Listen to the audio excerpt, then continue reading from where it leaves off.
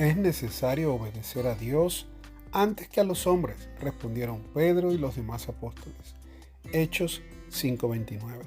Si recordamos bien la sucesión de eventos, Jesucristo vino a la tierra para poder cumplir su trabajo redentor, para poder reconciliar a la humanidad que había pecado y estaba alejada de Dios.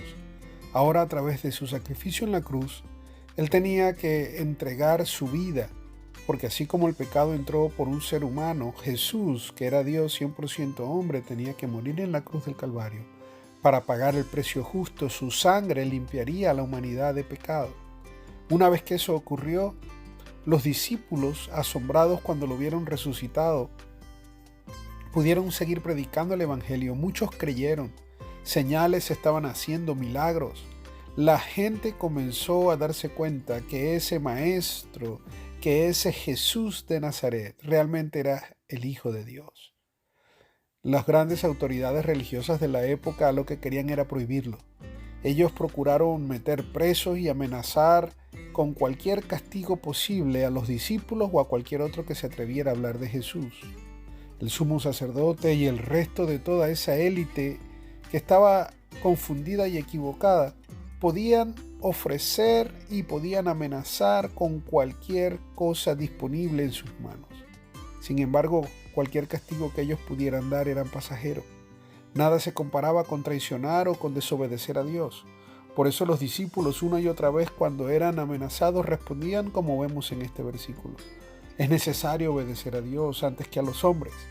No podían dejar de predicar el Evangelio, porque allí había llegado la verdad que trae salvación y vida eterna.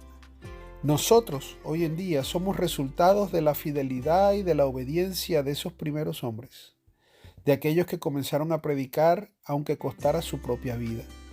La obediencia de ellos a Dios trajo como consecuencia que miles y miles de personas pudieran conocer la verdad para poder estar en paz con el Padre.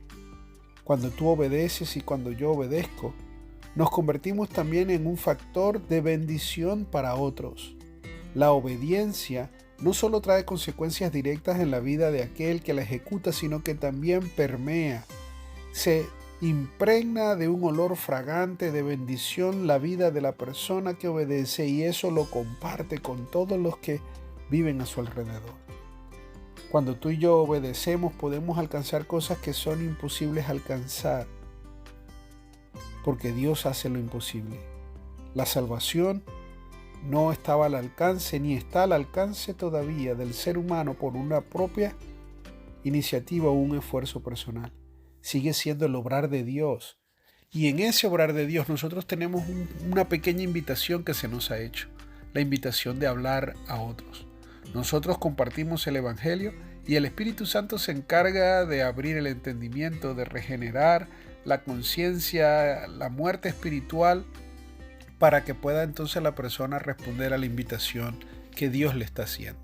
Es Dios quien llama para que vengan a Él. Es Dios quien tiene control pleno de la salvación, porque Él la produce, porque Él la concede, porque Él la guarda y la protege. Entonces, tú y yo deberíamos hacer como los apóstoles, predicar el Evangelio, hablar del amor de Dios sin escatimar esfuerzo, no temiéndole a lo que pueda hacer alguien aquí en la tierra contra nosotros, porque eso será pasajero, mientras que nuestra relación con Dios y la fidelidad que tenemos, mientras que el poder caminar a su lado y traer bendición será eterno. Nos es necesario obedecer a Dios antes que a los hombres. Sigue siendo esa realidad tan grande como lo fue la primera vez cuando a Pedro y a los apóstoles los amenazaron con cárcel. Yo te invito a que veas la necesidad de obedecer a Dios, porque entonces cosecharás grandes bendiciones. Multitud de cosas buenas vendrán a tu vida. Soy el pastor Natanael Velázquez y espero que esta meditación pueda ser para ti algo personal, practicable y posible, que puedas apropiarte de ella y puedas aplicarla en tu vida, para que entonces, entrando en esa relación de obediencia incondicional, el Señor comience a traer a ti múltiples regalos espirituales, porque Él siempre es bueno.